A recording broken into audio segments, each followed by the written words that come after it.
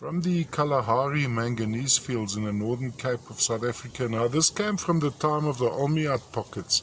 Very, very interesting material in that you have goethite, botryoidal goethite, but on top of these goethites, when you look in a cross section, I want to see if we can see over here, it looks almost like a thin, almost a cast of rhodochrosite sitting on top of these goethites.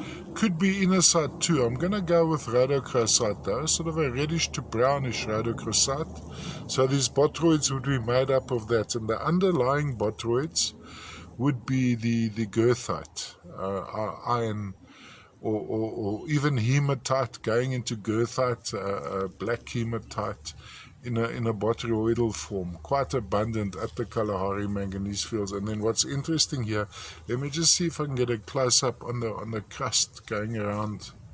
Just see, let's focus on that. See, the reddish to brownishness is a patterned crust going across the original layer of goethite. Also quite a lovely form. So from a display point of view, on a turntable going around like this, is rather dark, as is a lot of the material from the Kalahari manganese fields, so it needs good lighting, but quite exquisite. And looking from the top down, pretty intact across the top. The crust, of course, is a little bit open, exposed in some points. I see, is that loose? Well, okay. All the way from South Africa, goethite with rhodochrosite.